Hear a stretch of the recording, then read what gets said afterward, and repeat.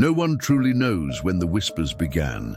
Some say it was in the dead of night, when a roar, unlike any other, shattered the silence of the African plains. Others claim it started with hunters who refused to return to a certain valley. All agreed on one thing: something colossal was out there. They called him IKAROS, a name that spread across the savannah like fire through dry grass. He was not just a lion, he was a shadow, a storm, a force of nature, wearing the mane of a king. At 880 pounds, IKAROS dwarfed the ordinary. The average male lion stood strong at 400, maybe 500 pounds. But this beast was nearly double. His shoulders carried the weight of war itself. His stride left the ground trembling. His very presence bent the order of the wild. Where did he come from? Was he born in secret, hidden from the eyes of men, or forged in endless battles, his body shaped by blood and scars? How could a single lion break the limits of his own kind? Hunters whispered of a black shadow at dusk, eyes burning like embers. Locals swore they saw him tearing through packs of hyenas with the fury of 10 lions. For them, IKAROS was less animal, more curse. Before we continue uncovering the legend of IKAROS, tell me, where in the world are you watching this from? Drop your country in the comments below. And if you want to witness more untold stories of the wild, make sure to hit subscribe and join us for the battles, the kings, and the legends of the savannah. No king is born without a story, and IKAROS was no exception. Long before his name echoed across the savannah, he was just another cub, hidden within the tall grass of an unforgiving land. His pride was small, barely surviving, constantly harassed by rival lions and packs of hyenas. Yet even as a fragile cub, there was something unsettling in his gaze, something that made even older lions hesitate before approaching him. From his earliest days, IKAROS carried a size that defied nature. While his littermates remained frail, he grew at an unnatural pace. Within a few short months, his paws were already larger than those of grown males.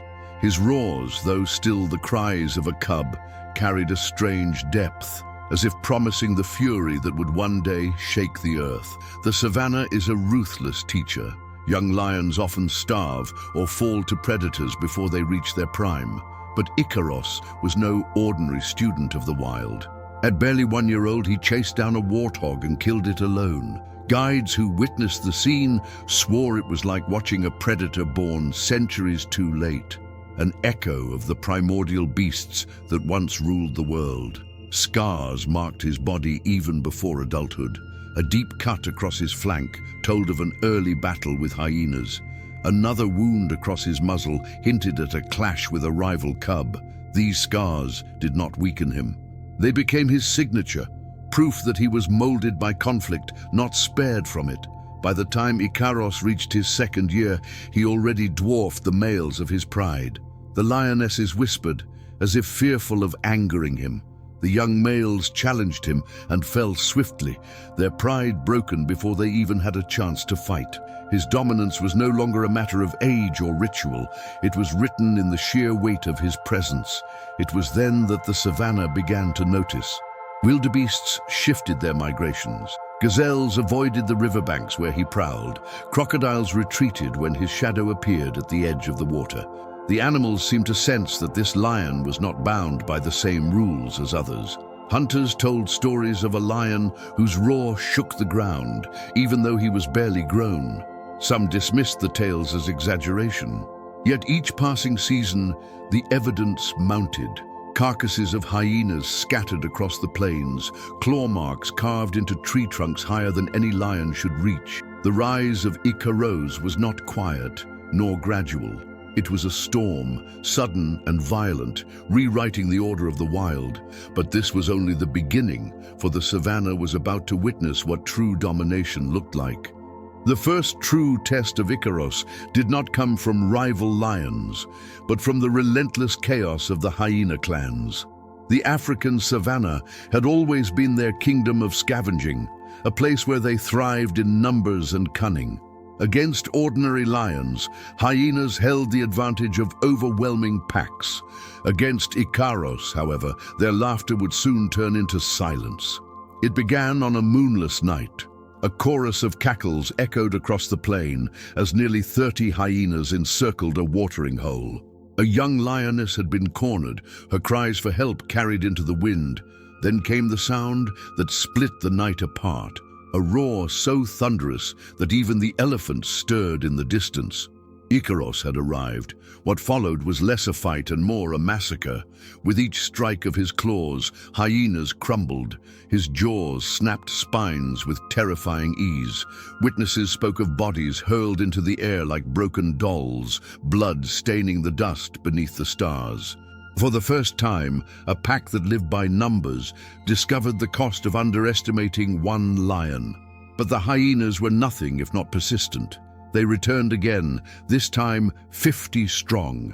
Their strategy was merciless: attack from all sides, harass him until exhaustion set in, drown the beast under sheer force. Yet IKAROS did not break. He fought like a storm given flesh. By dawn, the ground was littered with carcasses, and the survivors limped back into the shadows, their laughter replaced by fear. The Savannah spoke of the battle for weeks. Guides whispered to travelers that the watering hole had been cursed, forever marked by the blood of the fallen. Other lions began to avoid the region entirely, not wishing to cross paths with the monster who crushed hyenas, as if they were nothing more than insects. Even the clans themselves began to adapt. They shifted territories, abandoning hunting grounds they had dominated for decades. To them, IKAROS was no mere lion. He was a force of extinction. Where his paws touched, the balance of nature bent to his will. And yet, with every victory, his legend grew darker. It was not only hyenas that suffered. Gazelles, zebras, even buffalo seemed to vanish from the lands he claimed. Some whispered that he did not kill to eat, but to conquer. IKAROS was no longer simply surviving. He was rewriting the very laws of predator and prey. This was not the end of his war with the hyenas. It was only the beginning. For every clan that fell, another gathered in the shadows, waiting for the chance to end the reign of the lion who had turned their laughter into a curse. The Savannah had seen many kings, but none carved a reign as violent and absolute as IKAROS. After the wars with the hyenas, the land itself seemed to kneel before him. Valleys, rivers, and endless plains became his domain, claimed not through ceremony but through terror. Wherever his shadow fell, silence followed. Territory that once changed hands between prides now belonged to him alone. Even lions who had never seen IKAROS knew his scent and avoided it.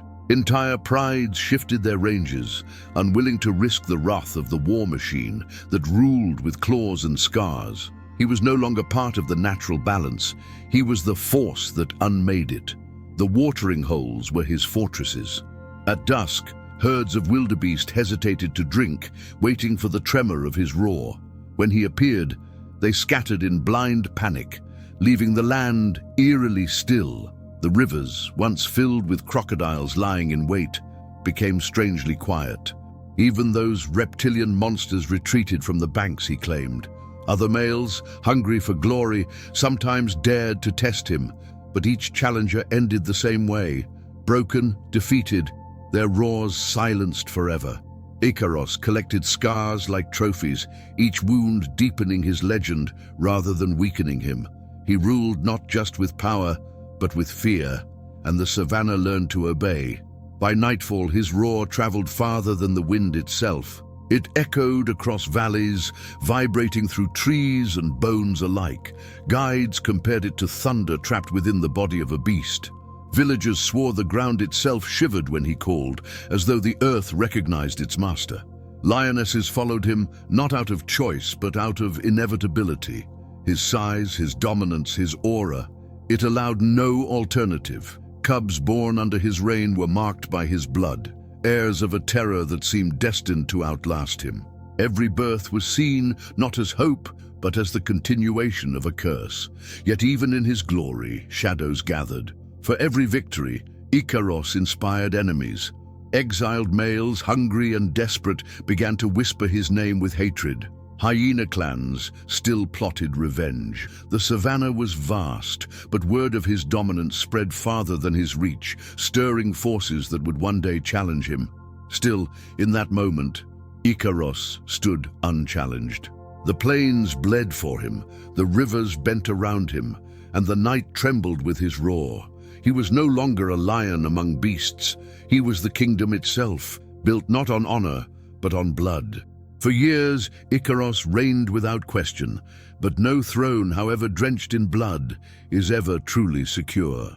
Whispers carried by the wind told of 3 exiled males, powerful, desperate, and united by a single purpose: to bring down the war machine that ruled the savannah. They were younger, leaner, and burning with hunger. Together they forged an alliance born not of loyalty, but of need. Each had lost battles to older lions. Each had been driven from prides they tried to claim. Alone they were weak, but together they believed even the monster of 880 pounds could bleed. The clash came at dawn. Mist rose from the ground as the rivals approached the riverbank where IKAROS rested. His mane glistened in the pale light, scars carved across his body like ancient runes. He rose slowly, unshaken by the odds. 3 against 1 did not intimidate him. It merely promised more scars to add to his legend. The battle erupted with a thunderous roar. Dust exploded into the air as claws ripped through flesh and muscle. The 3 brothers in arms attacked in unison, circling, lunging, biting, trying to drag the titan down. For the first time, IKAROS staggered under the weight of relentless strikes. Blood dripped onto the soil, turning it crimson. But IKAROS was no ordinary lion. He fought with the fury of storms, his body a weapon carved by years of war. He slammed one rival into the ground with such force the echo carried across the valley. Another male clawed his flank, but received a bite that snapped bone like brittle wood. Each strike reminded the savannah why he was feared. The fight stretched into hours, an endless cycle of roars, blood, and dust. Villagers watching from a distance claimed the ground trembled as if the earth itself recoiled. One by one, the challengers began to falter. Exhaustion broke their rhythm, while IKAROS, despite his wounds, refused to yield. By the time the sun reached its peak, 2 rivals lay broken and silent, their bodies marked by the fury they had sought to test. The last survivor, mangled and half-blind, fled into the wilderness, carrying with him the memory of a war he could never win. IKAROS stood amidst the carnage, his mane torn, his body dripping with blood, both his own and his enemies'. He was scarred beyond recognition, yet unbroken. That day his dominance was carved deeper into the bones of the savannah. But the scars told another truth. His reign was secure, yes, but every battle brought him closer to the edge of mortality. Seasons passed, and the savannah shifted as it always did. Droughts came, rivers dried, storms raged. Yet IKAROS endured. Where other lions withered under the sun's cruelty, he thrived, surviving weeks without water, feeding on whatever prey dared to linger in his domain. His body, forged in blood, seemed to laugh at the suffering that broke lesser beasts. The drought of that year was the worst in decades. Herds collapsed, elephants grew thin, and vultures darkened the skies. Many prides starved, scattering into nothingness. Yet in the heart of this barren wasteland, IKAROS stood unbroken. He hunted buffalo weakened by thirst, pulled antelope down from their last desperate sprints, and carved his throne out of the bones of the dying. Hunters too tried to test him. Men armed with rifles stalked the plains, drawn by rumors of a lion so massive, so unstoppable, that killing him would immortalize their names. But bullets that would cripple any beast barely slowed IKAROS. Wounds closed into scars. Scars became marks of survival, and every failed attempt only made the legend grow. Locals whispered stories around campfires. They swore that IKAROS could not die, that he was the reincarnation of ancient kings, cursed or blessed to roam the earth forever. Some called him a demon, others a god. Children grew up fearing his roar, and elders spoke of him as though he was not flesh, but something older, something eternal. The savannah itself seemed to bend to his will. Hyenas avoided his borders, buffalo turned away from his rivers, and even the shadows of vultures circled wider above his lands. To intrude was to court death. Guides who led travelers near his territory warned in hushed tones, "This is not lion country. This is IKAROS kingdom." Yet the more he endured, the more isolated he became. Rivals no longer came for his throne. They feared him too deeply. Lionesses followed him, but always with trembling steps, their loyalty bound by fear rather than choice. Even in his reign, IKAROS was a solitary emperor, surrounded not by allies, but by shadows. Time should have slowed him. But instead of fading, he grew sharper, colder, more ruthless. Survivors of his wrath told of a creature that seemed tireless, a predator that could chase for miles without faltering. Every roar that shook the plains reminded the world that this king was not bound by mortal limits. And so, the myth of immortality took root. IKAROS was no longer seen as just a lion. He was a ghost of war, a beast that bullets could not kill, droughts could not starve, and time itself could not touch. The savannah belonged to him, but whispers warned, even immortals face the day when fate demands a final battle. The end did not come quietly. It began with a storm, the sky blackened by clouds as if the heavens themselves sensed what was about to unfold. That night, the savannah gathered its forces against IKAROS. Hyenas in the hundreds circled his territory, driven by hunger and vengeance. Exiled lions, scarred and desperate, lurked at the edges, waiting for a chance to strike. Even jackals and vultures followed, sensing that blood would soon stain the earth. IKAROS stood alone. His mane, now streaked with silver, burned against the wind like a crown of fire. Scars crisscrossed his body, but his eyes still glowed with the fury that had defined him for decades. For many, he was already a legend, but on that night, he would become something more, a myth written in blood and thunder. The first attack came swift and merciless. A wave of hyenas rushed forward, their laughter shrill, their fangs snapping at his legs. IKAROS roared, a sound so violent it silenced the storm for a heartbeat. He struck with the strength of 10 lions, breaking bones, scattering bodies. But for every hyena that fell, 3 more lunged forward. Then came the lions. 2 brothers who had once fled from his wrath now returned with allies. They leapt onto his back, claws sinking deep into his flesh. Blood poured, but IKAROS did not yield. With a violent shake, he hurled one into the dust and crushed the other with a bite that ended his scream in an instant. The ground became a battlefield, painted crimson by war. Hours passed, though it felt like eternity. The circle of enemies closed tighter. IKAROS fought like a storm unchained, his body a living weapon, but even storms burn out. His movements slowed, his breath grew heavier, his roars more ragged. The hyenas sensed it, and their laughter returned, cruel and mocking.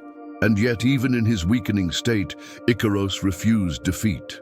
He dragged down one last rival lion, tearing him apart beneath the weight of his fury. He trampled hyenas with his fading strength, his claws striking until they cracked.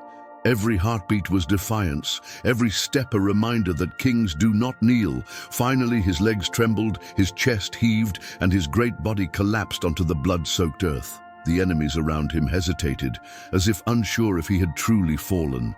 Then from the dust came one last roar, broken, guttural, but so powerful it silenced the savannah.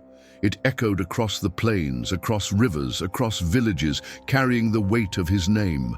That roar was not just a sound, it was a farewell, a warning and a crown. It was the last roar of IKAROS, the war machine of 880 pounds, the beast that terrified the savannah. And in that moment, even his enemies bowed their heads, for they knew they had not killed a lion. They had witnessed the passing of a legend. Dawn broke over the blood-stained plains, and for the first time in decades, the savannah stood without its ruler. The carcasses of hyenas and lions alike lay scattered in silence, a graveyard that testified to the storm that had passed. In the center of it all rested the fallen giant. IKAROS was gone, but his presence lingered in the dust, in the silence, in the fear that clung to the air. Yet death did not end him. If anything, it made him immortal. Stories spread faster than the wind. Guides who had seen him in life told wide-eyed travelers of the war machine who had ruled the plains. Villagers retold the night of his final roar, swearing that even the clouds had trembled. Legends grew, each retelling larger, darker, more impossible to ignore. Lionesses who once followed him gave birth to cubs bearing his blood. Their manes carried a faint darkness, their eyes a burning fire. To the people of the land, these cubs were not merely offspring. They were heirs of a curse, living fragments of the immortal beast. Even rival prides treated them with caution, as though the shadow of IKAROS still loomed above. The land itself seemed changed. Hyenas avoided the valley where he fell. Buffalo herds veered away from his watering holes, as if some unseen boundary still warned them away. Even years later, travelers reported hearing roars in the distance where no lion could be found. To them, it was the ghost of IKAROS, still patrolling the kingdom he carved with blood. Among hunters, his name became taboo. Some claimed to have bullets that had once struck his body, souvenirs of their failed hunts. Others spoke of how even steel and fire had been useless against him. For them, IKAROS was proof that nature could create a beast beyond human reach, a living myth that no weapon could truly conquer. Children grew up with his story whispered like a warning. Parents told them never to wander at night, for IKAROS' spirit roamed the grasslands. Elders argued whether he was demon or god, a monster or a savior. But all agreed on one truth: no lion before or after him carried such a shadow. And so his legacy lives not in stone or crown, but in whispers, in scars, in the trembling of prey when the wind howls across the plains. IKAROS is more than history. He is myth carved into the heart of Africa. He reminds the world that even among lions, there can be one who transcends nature itself. Before this story ends, I want to hear from you. Where in the world are you watching from? Drop your country in the comments below and let me know. Do you believe IKAROS was a beast of flesh and blood, or a legend that outgrew reality? And if you want to uncover more untold sagas of the wild, make sure to subscribe and join the pride.